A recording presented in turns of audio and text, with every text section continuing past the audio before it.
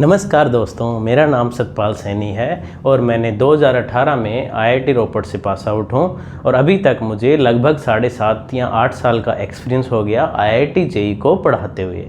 आज हम लोग डिस्कस करने वाले हैं द्विघात समीकरण के बारे में। अब देखिए, द्विघात समीकरण पढ़ने से पहले हम लोग पढ़ेंगे बहुपद के बारे में। अब देखिए, बहुपद का अगर मैं एक जनरल अगर एक एग्जाम्पल लिखता हूँ, जैसे जनरल बहुपद लिखता हूँ, तो वो क्या हो जाएगा, fx equal to an x की power n plus an minus 1 x की power n minus 1 dot dot dot a2x square plus a1x plus a0। अब देखिए, इसको बहुपद कब बोलेंगे, जब ये सारे जो ये x की पावर n का जो ये कोफिशिएंट है, जैसे कि an minus 1 up to a2 a1 a0, ये सब के सब क्या हों, वास्तविक नंबर्स हों, वास्तविक अचर हों, वास्तविक क्या हों, अचर हों। तब हम लोग इस px को बहुपद बोलेंगे। और एक छोटी सी कंडीशन एक और यहाँ पे ऐड हो जाती है कि जितनी भी पावर x की हैं वो क्या होनी चाहिए, इंटेजर्स होनी चाहिए, पॉजिटिव इंटेजर्स होनी चाहिए और जीरो भी हो सकती हैं। तब हम लोग इस px को क्या बोलेंगे, बहुपद बोलेंगे। फिर बात करते हैं इसकी घात की, कि px की घात क्या होगी। घात का मतलब होता है कि जितने भी वेरिएबल हैं, मतलब जितने भी x हैं, उनकी सबसे हाईएस्ट पावर, मतलब सबसे बड़ी जो घात है, उसी को क्या बोलते हैं, घात। तो px की जो घात है वो कितनी होगी, n। बस यहाँ पे एक शर्त और होती है कि इसके साथ में an नॉट इक्वल टू 0 होना चाहिए, कि an 0 के इक्वलेंट नहीं होना चाहिए। 0 के अगर इक्वल हो गया, मतलब 0 के इक्वल अगर 0 के समान हो गया, तो हमारा जो ये बहुपद है वो n डिग्री का रह नहीं पाएगा। वो कब किस डिग्री का हो जाएगा, n-1 का हो जाएगा। तो साथ में ये भी हम लोग जोड़ देते हैं कि भैया हमारा जो an है नॉट इक्वल टू 0 होना चाहिए। फिर बात करते हैं कि मान लीजिए घात के बारे में पढ़ लिया। अब घात के अनुरूप हम लोग बहुपद के अलग अलग नाम रख सकते हैं। जैसे कि मान लीजिए आपके पास घात कितनी हो गई, 1 हो गई, मतलब घात 1 हो गई। तो ऐसे बहुपद को हम लोग बोलेंगे रेखिक बहुपद। देखते हैं इसके कुछ उदाहरण लेके देखते हैं कि जैसे कि मान लीजिए कुछ उदाहरण, px equal to 3x plus 5। यहाँ पे देखो x की जो सबसे बड़ी पावर है वो कितनी है, 1 है, इसलिए ये कौन सा बहुपद हो गया, रेखिक बहुपद हो गया। फिर ऐसे ही हम लोग चलते चलते ये देख लेते हैं कि मान लीजिए किसी की घात 0 हो जाए तो उसको क्या बोलेंगे, अचर बहुपद बोलेंगे। जैसे कि मान लीजिए px इक्वल टू कितना हो गया, 5 हो गया, तो ये इसको क्या बोलेंगे, 0 घात का बहुपद। फिर साथ में कभी कभी ऐसा भी आ जाता है कुछ जगह पे, जहाँ पे px इक्वल टू अगर हमारे पास क्या हो गया, 0 हो गया, शून्य हो गया, तो शून्य हो गया तो इसको हम लोग किसी भी x की घात से मल्टीप्लाई करते हैं तो हमेशा ही शून्य रहता है। जैसे कि मान लो 0 मल्टीप्लाई x, ये भी 0 ही रहेगा, 0 मल्टीप्लाई एक्स स्क्वायर, ये भी 0 ही रहेगा, 0 मल्टीप्लाई x की पावर 100 भी कर दें तो भी 0 रहेगा। इस केस में हम लोग क्या बोल सकते हैं कि भैया हमारे पास अगर px इक्वल टू 0 हो जाता है तो इसकी जो घात है वो हम लोग बता ही नहीं पाएंगे, क्योंकि कंफ्यूजन यहाँ पे ये हो रहा है कि भैया किसी भी x की पावर से अगर किसी भी x की घात से अगर मल्टीप्लाई करते हैं तो हमेशा ही 0 आ रहा है। तो घात तो दो अलग अलग हो नहीं सकती हैं, इसलिए हम लोग ये मानते हैं कि px इक्वल टू जो 0 है इसकी घात होगी नहीं, डिफाइन ही नहीं होगी। तो हम लोग क्या बोलेंगे कि इसकी घात आएगी नहीं। तो हम लोग क्या बोल सकते हैं कि ये 0 डिग्री मतलब शून्य घात का पॉलिनोमियल नहीं होगा। ठीक है, और फिर देखते हैं हम लोग एक और घात बढ़ा के देखते हैं कि उसका नाम हम लोग क्या बोल सकते हैं। देखो मैं इसको मिटा देता हूं अभी। फिर देखिए, फिर हम लोग देखते हैं कि मान लीजिए हमारे पास इस टाइप का हो कि घात कितनी हो जाए, 2 हो जाए। 2 घात का अगर हम लोग बहुपद लिखेंगे तो क्या हो जाएगा, ax square plus bx plus c। यहाँ पे देखो ये 2 घात का तभी बहुपद होगा जब ये x की पावर 2 का जो ये कोफिशिएंट है वो क्या होना चाहिए, नॉट इक्वल टू 0 होना चाहिए। तो हम लोग क्या लिखेंगे साथ में कि a 0 के इक्वल नहीं है, 0 के बराबर नहीं है। तब हम लोग क्या बोल सकते हैं इसको, द्विघात बहुपद बोल सकते हैं। अदरवाइज इसको द्विघात बहुपद हम लोग नहीं बोल पाएंगे। ठीक है, अब देखो सबसे पहले द्विघात बहुपद के बारे में हम लोग पढ़ लिया। ऐसे ही मान लो x की पावर मतलब x की जो घात है वो 3 आ जाए तो उसको क्या बोलेंगे, अंग्रेजी में बोलते हैं क्यूबिक बहुपद, हिंदी में बोलेंगे त्रिबहुपद, त्रिघात बहुपद। ठीक है, ओके। फिर देखो कुछ एग्जाम्पल ले लेते हैं, कुछ उदाहरण ले लेते हैं हम लोग। जैसे कि मान लीजिए px इक्वल टू हमारे पास आ गया x स्क्वायर प्लस 1, तो ये कैसा बहुपद हो गया, द्विघात बहुपद हो गया, क्योंकि यहाँ पे x की जो बड़ी घात आ रही है वो कितनी है, 2 आ रही है, इसलिए हम लोग इसको क्या बोल सकते हैं, द्विघात बहुपद।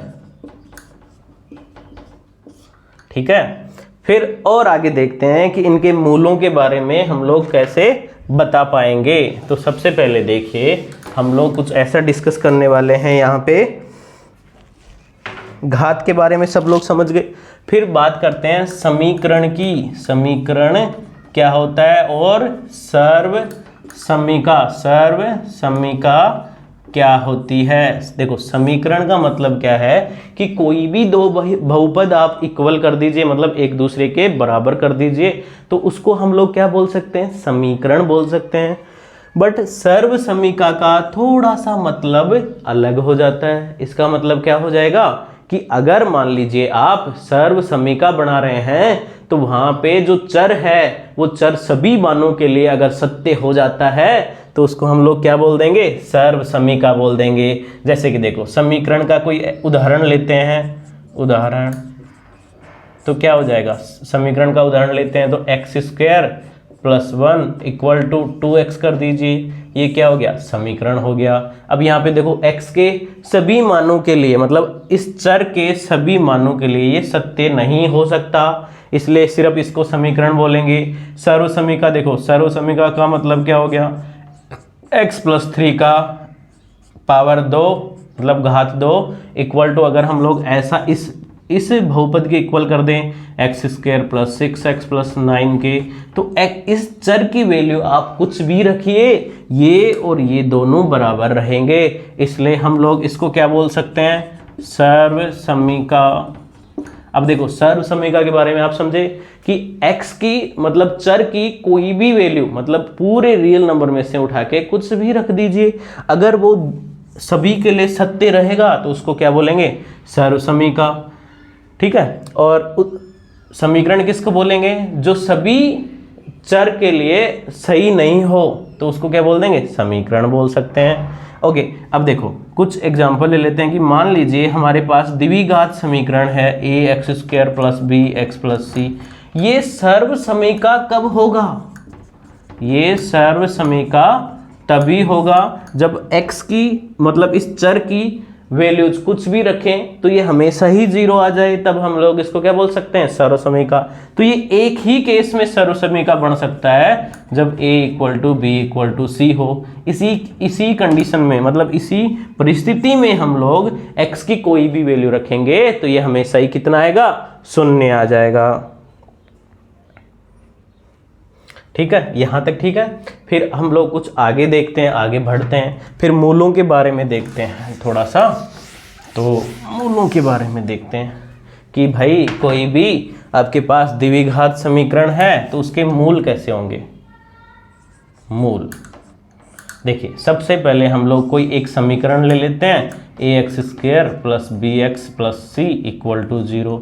अब इसके मूल आप लोग निकाल भी सकते हैं। कैसे निकाल सकते हैं, मैं सीधा श्रीधराचार्य जी का जो फॉर्मूला होता है वो लिखता हूँ। तो वो फॉर्मूला होता है x equal to minus B plus minus square root of B square minus 4ac upon 2a।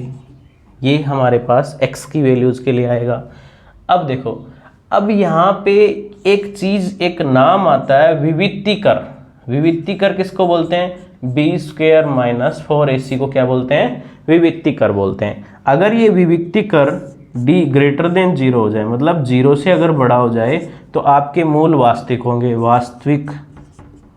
वास्तविक मूल और अलग अलग होंगे, अलग अलग होंगे। वास्तविक मूल होंगे और दोनों मूल अलग अलग होंगे। ठीक है, अलग थलग मूल्स हो जाएंगे इसमें। अब देखो, d अगर मान लो आपका इक्वल टू 0 हो जाए, वास्तविक मूल होंगे, वास्तविक मूल होंगे और एक समान होंगे, और समान होंगे, समान होंगे। ठीक है, अगर मान लीजिए d जिसका विविक्तिकर लेस देन 0 हो जाए, मतलब 0 से छोटा हो जाए, तो यहाँ पे जो मूल हैं वो कैसे आ जाएंगे? सम्मिश्र आ जाएंगे। सम्मिश्र का मतलब समझते हैं? सम्मिश्र मूल आएंगे यहाँ पे, मतलब यहाँ पे जो वास्तविक मूल हैं वो नहीं आएंगे, यहाँ पे कैसे मूल आएंगे? सम्मिश्र मूल आ जाएंगे। अब इसका कुछ उदाहरण ले लेते हैं हम लोग। यहाँ पे उदाहरण देखें कि एक्स स्क्वायर x की power 2 plus x plus 1 equal to 0। तो इसके मूलों का मूल चेक करना हो कि मूल किस टाइप के आएंगे, मतलब किस तरह के आएंगे, तो हम लोग सिर्फ विभक्तिकर से ही चेक कर सकते हैं। विभक्तिकर का मतलब क्या होता है? B square minus 4ac। यहाँ पे देखो a का वैल्यू 1 है, b का वैल्यू भी 1 है और c का वैल्यू भी 1 है। तो विभक्तिकर कितना आ गया? 1 का स्क्वायर माइनस 4 मल्टीप्लाई 1 मल्टीप्लाई 1 कितना हो गया? माइनस का 3। तो d कितना आ गया? माइनस का 3। हम लोग क्या लिख सकते हैं यहाँ पे? इसलिए कि भैया d कैसा आ रहा है? d इक्वल टू -3 और -3 0 से छोटा होता है। तो d कैसा हो रहा है? विभक्तिकर इसका कैसा हो गया? 0 से छोटा हो गया। इसलिए मूल कैसे होंगे? सम्मिश्र मूल होंगे। किससे होंगे? सम्मिश्र मूल होंगे। फिर और उदाहरण ले लेते हैं हम लोग यहाँ पे। जैसे कि मान लो दूसरा उदाहरण हम लोग ले लेते हैं यहाँ पे कि देख, दूसरा उदाहरण हम लोग ये ले लेते हैं कि जैसे कि मान लो मेरे पास ये है x की power 2 plus 2x plus 1 equal to 0। यहाँ पे देखो, इसका विभक्तिकर अगर हम लोग निकालते हैं तो क्या हो जाएगा? B square minus 4ac, B का वैल्यू 2 है, ए का वैल्यू 1 है और सी का वैल्यू भी 1 ही है। तो क्या हो जाएगा? 2 का स्क्वायर माइनस 4 गुणा 1 गुणा 1 कितना हो गया? 0 हो गया। अब विभक्तिकर 0 हो गया तो मूल कैसे होंगे? एक समान होंगे। मूल कैसे होंगे? एक समान। वास्तविक मूल और समान। अब देखो, अगर मूल निकालने हो तो हम लोग कैसे निकाल देंगे? यहाँ से हम लोग पता करेंगे, जो श्रीधराचार्य जी का जो फॉर्मूला है वो अप्लाई करेंगे। Minus B plus minus square root of B square minus 4ac upon 2a। अब देखो, यहाँ पे वैल्यूज रख दीजिए तो क्या हो जाएगा? b का वैल्यू कितना है? 2, तो -2 प्लस माइनस बी स्क्वायर कितना हो गया? 4 हो गया, माइनस 4 गुणा 1 गुणा 1। तो यहाँ पे विभक्तिकर तो कितना है? 0 ही है इसका। तो इसके x के जो मूल हैं वो कितने आ गए? सिर्फ -1 हो जाएगा। एक ही मूल होगा, है ना? एक ही मूल होगा। अब देखो, यहाँ पे इसका भी अगर मूल निकालना हो तो मूल हमारे पास कैसे आएंगे? सम्मिश्र। अगर आपको मूल निकालने हैं तो आप मूल निकाल सकते हैं। कितना हो जाएगा? x equal to -b -1 plus minus square root of, मतलब स्क्वायर रूट ऑफ कितना हो जाएगा? 1 का square minus 4 multiply 1 upon 2 multiply 1 कितना हो गया? x equal to -1 plus minus का √3 अपॉन 2। अब देखो, अगर इसमें स्क्वायर रूट में, अंडर रूट में अगर माइनस में आ जाए तो वो कहाँ पे चला जाता है? कॉम्प्लेक्स। हमें पता है सम्मिश्र नंबर हो जाता है और उसको किससे डिनोट करते हैं? आयोटा से। आयोटा इक्वल टू क्या होता है? √-1 ठीक है। तो यहाँ पे देखो √-1 हो गया आयोटा और √3 अकेला रह गया, तो कितने मूल आ जाएंगे, -1 प्लस माइनस √3 आयोटा अपॉन 2 आ जाएंगे।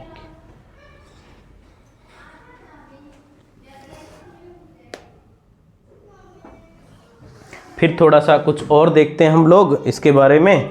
मैं इसको डिलीट कर देता हूँ, मतलब हटा देता हूँ यहाँ से।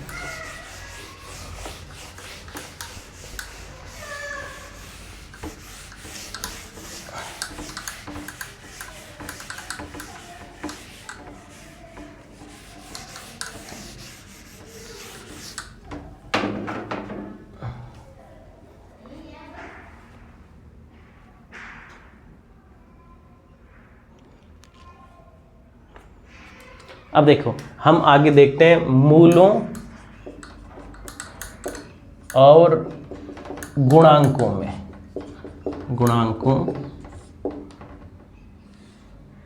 गुणांकों में संबंध। मूलों और गुणांकों में हम लोग क्या मान लेते हैं, संबंध मान लेते हैं। मान लीजिए, माना ax² plus bx plus c equal to 0। हमारे पास क्या है, द्विघात समीकरण है, द्विघात समीकरण है, तथा मूल क्या मान लेते हैं, अल्फा और बीटा, इसके मूल मान लेते हैं। तो सबसे पहले देखो मूलों और गुणांकों में जो संबंध है वो क्या हो जाएगा। सबसे पहले देखिए alpha plus beta equal to क्या होता है, -b/a, और अल्फा गुणा बीटा इक्वल टू होता है c/a। ठीक है। या फिर हम लोग ये तो क्या होता है कि सम ऑफ मूल और गुणा ऑफ मूल, मतलब मूलों को अगर गुणा कर देते हैं तो वो किसके इक्विवेलेंट होता है, c/a के इक्विवेलेंट हो जाता है। अब फिर देखिए हम लोग एक रिलेशन और बना सकते हैं कि सीधा इस समीकरण का और मूलों में क्या रिलेशन रहेगा। देखिए तो यहाँ पे देखो इसको क्या बोलते हैं, x² का गुणांक है, तो इसको लिख सकते हैं a गुणा x minus alpha multiply x minus beta. हम लोग इस टाइप से भी इसको डिनोट कर सकते हैं, लिख सकते हैं। जैसे एक एग्जांपल ले लेते हैं कि x² - 5x plus 6 equal to 0 है। इसके जो गुणांक हैं वो क्या क्या हैं, अल्फा इक्वल टू मान लेते हैं 2 है और बीटा इक्वल टू कितना है, 3 है। अब देखो इस समीकरण को हम लोग मूलों के साथ में रिलेशन में ऐसे रख सकते हैं कि अल्फा प्लस बीटा कितना हो गया आपके पास, 5 हो जाएगा, और अल्फा मल्टीप्लाई बीटा कितना हो जाएगा, 6 हो जाएगा। आप गुणा करके भी देख सकते हैं, सब सेटिस्फाई कर रहा है। अब यहाँ पे देखो इस इक्वेशन को इन मूलों के रूप में हम लोग कैसे लिख सकते हैं, देखिए x² - 5x plus 6 equal to a कितना है यहाँ पे, 1 ही है, तो 1 गुणा x माइनस अल्फा की वैल्यू कितनी है 2 और x माइनस 3, ऐसा भी हम लोग लिख सकते हैं। आज का लेक्चर यहीं पे हम लोग समाप्त करते हैं, फिर देखते हैं कल। जय श्री।